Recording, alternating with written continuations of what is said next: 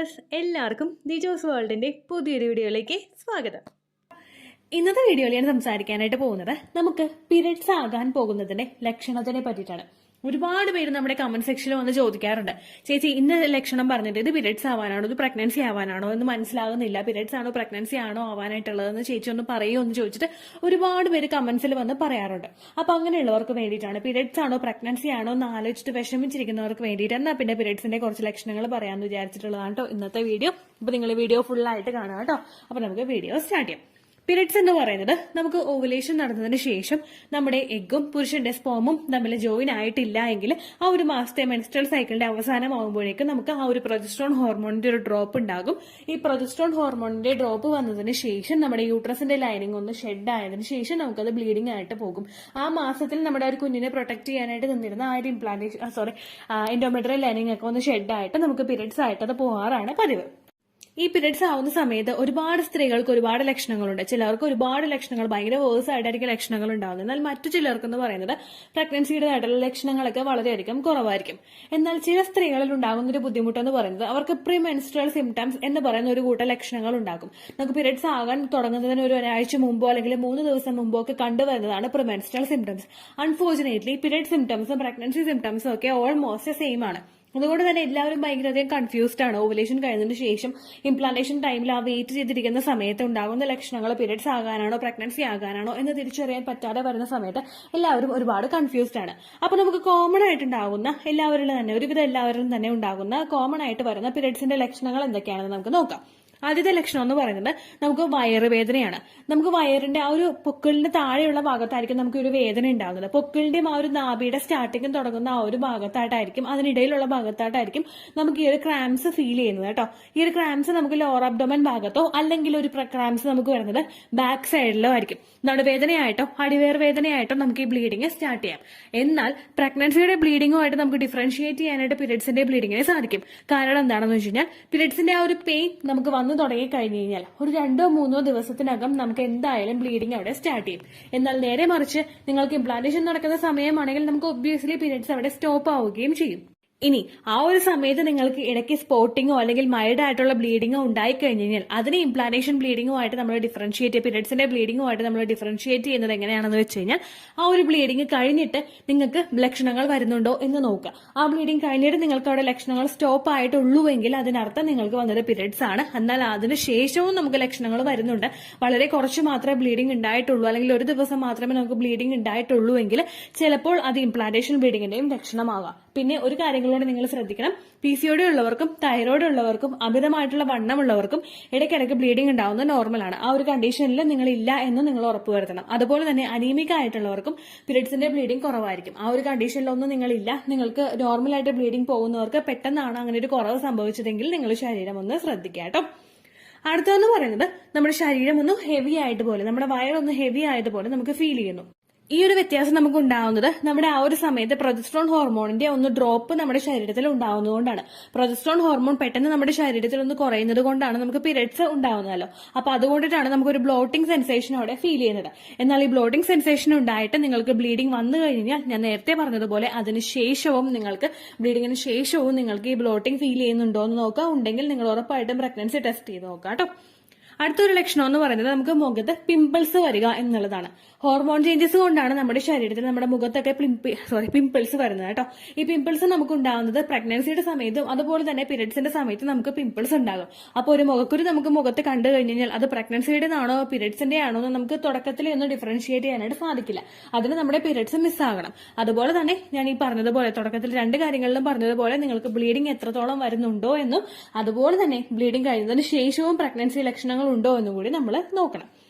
അടുത്തൊരു ലക്ഷണം എന്ന് പറയുന്നത് നമ്മുടെ ബ്രസ്റ്റ് ആണ്. നമ്മുടെ ബ്രസ്റ്റ് ആ ഒരു ഹോർമോൺ ചേഞ്ചസിന്റെ ഭാഗമായിട്ട് നമ്മുടെ റീപ്രൊഡക്റ്റീവ് സിസ്റ്റത്തിൽ പെട്ട ഒരു ഭാഗമാണ് നമ്മുടെ ബ്രസ്റ്റും. അതുകൊണ്ട് തന്നെ ആ ഒരു ചേഞ്ചസ് നമ്മുടെ ബ്രസ്റ്റിലും ഫീൽ ചെയ്യുന്നു. ചിലവർക്കൊക്കെ പീരിയഡ്സ് ആവുന്ന സമയത്ത് ബ്രസ്റ്റ് തൊടുമ്പോൾ തന്നെ അമിതമായിട്ടുള്ള വേദന ഉണ്ടാകും. ആ ഒരു ബ്ലീഡിങ് തുടങ്ങി കഴിയുമ്പോൾ ഒരു സെക്കൻഡ് ഡേ ഒക്കെ ആകുമ്പോഴേക്കും നമുക്ക് ഗ്രാജുവലി ആ ഒരു പെയിൻ കുറഞ്ഞു വരികയാണ് ചെയ്യുന്നത്. അപ്പൊ നിങ്ങൾക്ക് അതിനുശേഷം പീരിയഡ്സിന്റെ ബ്ലീഡിങ് വന്നതിന് ശേഷവും ആ ഒരു പെയിൻ കുറയുന്നുണ്ടോ എന്ന് നിങ്ങൾ നോക്കണം കേട്ടോ. അടുത്തൊരു സെൻസേഷൻ എന്ന് പറയുന്നത് നമ്മൾ ഭയങ്കര ടയേർഡായിട്ട് നിൽക്കുക, അതുപോലെ തന്നെ നമുക്ക് മൂഡ് സ്വിങ്സ് അനുഭവപ്പെടുക. നമ്മളിൽ ഉണ്ടാകുന്ന ഹോർമോൺസിന്റെ അത്രയും നേരം വരെ പീക്കിൽ നിന്നിരുന്നിരുന്ന പ്രൊജസ്ട്രോൺ ഹോർമോൺ ഒന്നും കൂടി കുറയുന്ന ആ ഒരു സിറ്റുവേഷനിലാണ് നമുക്ക് ഈ രണ്ട് വ്യത്യാസങ്ങളും നമ്മുടെ ആ ഒരു മൂഡിൽ ഫീൽ ചെയ്യാനായിട്ട് സാധിക്കുന്നത്. നമ്മൾ ഒരുപാട് ടയേർഡ് ആവുന്നത് പോലെ തോന്നുന്നു. ടയേർഡ് ആ ഒരു ഫീലിംഗ് എന്ന് പറയുന്നത് നമുക്ക് ഒന്നും ചെയ്യാനായിട്ട് താല്പര്യം ഇല്ലാത്തത് പോലെയുള്ള ഒരു ഫീലിംഗ്സ് ആണ് നമുക്ക് അവിടെ വന്നുകൊണ്ടിരിക്കുന്നത്. അതുപോലെ തന്നെ ചിലരിൽ ഉണ്ടാകുന്ന ഒരു വ്യത്യാസമാണ് മൂഡ് സ്വിങ്സ്. നമുക്ക് പെട്ടെന്ന് ദേഷ്യം അനുഭവപ്പെടുക. ഈ ഒരു സെൻസേഷൻ ഒക്കെ പലർക്കും ഉണ്ടാകുന്നത് ഒരു ഹോർമോൺ ഫ്ലക്ച്വേഷൻ കൊണ്ടാണ്. അതുപോലെ തന്നെ പ്രിമെൻസ്ട്രൽ സിംറ്റംസ് ഉള്ളവർക്കും PCOD ഉള്ളവർക്കും അത്തരത്തിലുള്ള ഹോർമോൺ ചേഞ്ചസ് അവരുടെ ശരീരത്തിൽ തുടർച്ചയായിട്ട് ഇങ്ങനെ വന്നുകൊണ്ടിരിക്കും. അപ്പൊ അതുകൊണ്ട് നമുക്ക് ഇപ്പൊ ഞാൻ ഇത്രയും ലക്ഷണങ്ങൾ നിങ്ങളോട് പറഞ്ഞ സ്ഥിതിക്ക് നിങ്ങൾ എല്ലാവരും കമന്റ്സിൽ ചോദിക്കുന്ന ഒരു കാര്യമായിരിക്കും, ഇതെല്ലാം തന്നെയല്ലേ പ്രഗ്നൻസിയുടെ സമയത്ത് ഉണ്ടാകുന്നത്, അപ്പൊ എങ്ങനെ ഇത് വേർതിരിച്ചറിയും എന്നുള്ളത്.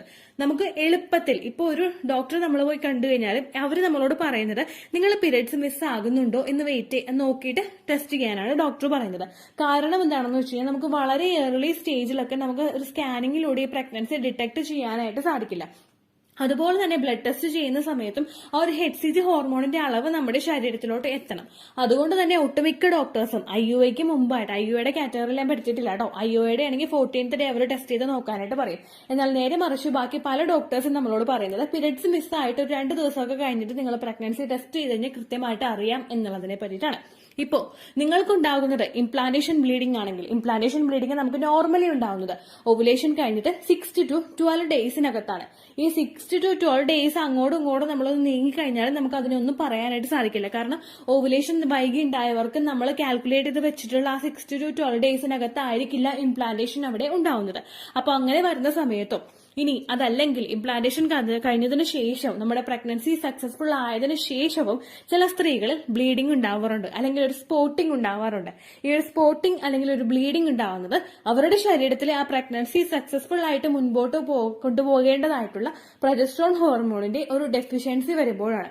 ഈ ഒരു ഡെഫിഷ്യൻസി നിങ്ങളുടെ ശരീരത്തിൽ ഉണ്ടെങ്കിലും ഇത്തരത്തിലുള്ള സ്പോട്ടിങ്ങോ അല്ലെങ്കിൽ ബ്ലീഡിങ്ങോ നിങ്ങൾക്ക് ഉണ്ടാകാം. എന്നാൽ എപ്പോഴും നിങ്ങൾ മനസ്സിൽ ചിന്തിക്കേണ്ട ഒരു കാര്യം എന്താണെന്ന് വെച്ച് കഴിഞ്ഞാൽ ഈ സ്പോട്ടിങ്ങും ബ്ലീഡിങ്ങും നമുക്കിപ്പോൾ മെൻസ്ട്രേഷൻ പോലെ നമുക്ക് ഒരു ഫ്ലീഡിംഗ് വന്നതിന് ശേഷവും നമുക്ക് പ്രഗ്നൻസിയുടേതായിട്ടുള്ള ലക്ഷണങ്ങൾ വരുന്നുണ്ടോ എന്ന് നോക്കാം. ഈ ലക്ഷണങ്ങൾ നമുക്ക് വരുന്നത് മെൻസ്ട്രേഷൻ ആ ഒരു ബ്ലീഡിങ് കഴിഞ്ഞ് പിറ്റേ ദിവസങ്ങളിലായിരിക്കണം. അതല്ലാതെ നമ്മൾ കുറെ ദിവസങ്ങൾ അങ്ങോട്ട് കടന്നു പോയിട്ട് അടുത്തൊരു ഓവുലേഷൻ സമയത്ത് നമുക്ക് ഈ ലക്ഷണങ്ങൾ വന്നിട്ട് നിങ്ങൾ പ്രഗ്നന്റ് ആണോ എന്ന് ചോദിച്ചു കഴിഞ്ഞാൽ അതിന് നമുക്ക് പ്രഗ്നന്റ് അല്ല എന്ന് തന്നെ കൺക്ലൂഡ് ചെയ്യേണ്ടതായിട്ട് വരും. കാരണം ചില സ്ത്രീകളിൽ ഈ ലക്ഷണങ്ങൾ ഓവുലേഷൻ നടക്കുന്ന സമയത്തും അനുഭവപ്പെടാറുണ്ട്. അപ്പോൾ ആ കാര്യങ്ങളും കൂടി നിങ്ങൾ ശ്രദ്ധിക്കുക. കൂടുതലായിട്ട് നിങ്ങൾ ആലോചിച്ച് കൺഫ്യൂസ്ഡ് ആകാതെ നിങ്ങൾക്ക് ഇത്ര ലക്ഷണങ്ങൾ വരുന്നുണ്ടെങ്കിൽ, ബ്ലീഡിംഗ് സ്റ്റാർട്ട് ചെയ്തിട്ടുണ്ടെങ്കിൽ കൂടി തന്നെയും ആ ബ്ലീഡിങ് കഴിഞ്ഞതിന് ശേഷവും അതിനടുത്ത ദിവസങ്ങളിൽ നിങ്ങൾക്ക് ആ ഒരു സിംറ്റംസ് ഉണ്ടോ എന്ന് നോക്കുക. ഒരുപാട് പേര് നമ്മുടെ ചാനലിൽ പറഞ്ഞിട്ടുണ്ട്, ചേച്ചി മൈൽഡ് ആയിട്ടുള്ള ഒരു ബ്ലീഡിങ് വന്നതിന് ശേഷം പ്രഗ്നൻസി ടെസ്റ്റ് ചെയ്ത് നോക്കുമ്പോൾ പോസിറ്റീവ് ആയി എന്ന് പറയുന്ന ഒരുപാട് പേരുണ്ട്. ഇംപ്ലാന്റേഷൻ ബ്ലീഡിങ് കുറച്ചൊന്ന് ഹെവി ആയി പോയിട്ടും പ്രഗ്നന്റ് ആയി എന്ന് പറയുന്ന ഒരുപാട് പേരുണ്ട്. അതുകൊണ്ടാണ് ഇത്തരത്തിലുള്ള കാര്യങ്ങൾ പറയുന്നത് കേട്ടോ. ഇത്രയേ ഉള്ളൂ വീഡിയോ. യൂസ്ഫുൾ ആയി കാണുമെന്ന് വിശ്വസിക്കുന്നു. യൂസ്ഫുൾ ആവുന്നുണ്ടെങ്കിൽ ലൈക്ക് ചെയ്യുക, ഫ്രണ്ട്സിനൊക്കെ ഷെയർ ചെയ്ത് കൊടുക്കുക കേട്ടോ. എന്തെങ്കിലും സംശയം ഉണ്ടെങ്കിൽ നിങ്ങൾ കമന്റ്സിൽ ചോദിക്കുക. പണ്ടത്തെ വീഡിയോയ്ക്ക് കമന്റ്സ് ഇടുന്നവർക്ക് റിപ്ലൈ ലഭിക്കുന്നില്ലെങ്കിൽ ലേറ്റസ്റ്റ് ആയിട്ട് ഞാൻ ഏത് വീഡിയോ ആണോ അപ്ലോഡ് ചെയ്യുന്നത് അതിന് താഴെ കമന്റ് ഒന്ന് കോപ്പി പേസ്റ്റ് ചെയ്യാനായിട്ട് ശ്രദ്ധിക്കുക കേട്ടോ. അതുപോലെ ഓവുലേഷൻ ഡേറ്റ് കാൽക്കുലേറ്റ് ചെയ്ത് തരാനായിട്ട് റിക്വസ്റ്റ് ചെയ്യുന്ന ആളുകൾ എത്രയാണോ സൈക്കിൾ ലെങ്ത് അത് മെൻഷൻ ചെയ്യാനായിട്ട് ശ്രദ്ധിക്കുക. സൈക്കിൾ ലെങ്ത് എന്നതുകൊണ്ട് ഉദ്ദേശിച്ചത് ഓരോ മാസവും എത്ര ദിവസം കൂടുമ്പോഴാണോ ബ്ലീഡിങ് വരുന്നത് അതാണ് സൈക്കിൾ ലെങ്ത്. കഴിഞ്ഞ മാസം ഒരു 8-ാം തീയതിയാണ് ബ്ലീഡിങ് ആയതെങ്കിൽ ഈ മാസം 6-ാം തീയതിയാണ് ബ്ലീഡിങ് ആയതെങ്കിൽ കഴിഞ്ഞ മാസം 8-ാം തീയതി മുതൽ ഈ മാസം 6-ാം തീയതി വരെ എത്ര ദിവസമുണ്ടോ അത് കാലണ്ടറിൽ എണ്ണി തിട്ടപ്പെടുന്നതാണ് നിങ്ങളുടെ സൈക്കിൾ ലെങ്ത്. സൈക്കിൾ ലെങ്ത് നമ്മൾ കൃത്യമായിട്ട് കാൽക്കുലേറ്റ് ചെയ്യുകയാണെങ്കിൽ ഓവുലേഷൻ ഡേറ്റ് എളുപ്പത്തിൽ കണ്ടുപിടിക്കാൻ വേണ്ടിയിട്ട് ഒരുപാട് ആപ്ലിക്കേഷൻസും ഒരുപാട് ഓൺലൈൻ ആയിട്ടുള്ള വെബ്സൈറ്റുകളും ഇന്ന് നമുക്ക് അവൈലബിൾ ആണ്. പ്ലേ സ്റ്റോറിൽ പോയിട്ട് ഓൺലൈൻ ഓവുലേഷൻ ട്രാക്കർ എന്ന് ടൈപ്പ് ചെയ്ത് കഴിഞ്ഞാൽ നിങ്ങൾക്ക് അതുമായിട്ട് ബന്ധപ്പെട്ടിട്ടുള്ള ആപ്ലിക്കേഷൻസ് കിട്ടും.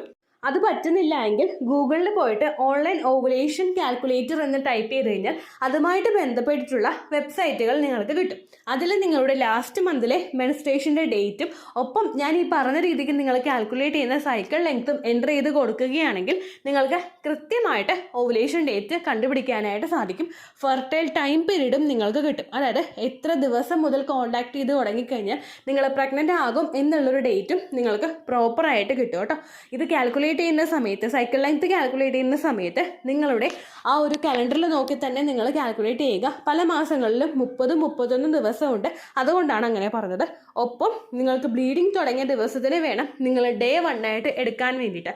സ്പോട്ടിങ് തുടങ്ങിയ ദിവസത്തിനെ, അതായത് ചെറുതായിട്ട് ഡിസ്ചാർജ് പോയി തുടങ്ങിയ ദിവസത്തിനെ നിങ്ങൾ കൺസിഡർ ചെയ്യേണ്ട ആവശ്യം ഇല്ല കേട്ടോ. അപ്പോൾ ഇത്രയേ ഉള്ളൂ വീഡിയോ. അടുത്തൊരു വീഡിയോ ആയിട്ട് നമുക്ക് വീണ്ടും കാണാം. ബൈ.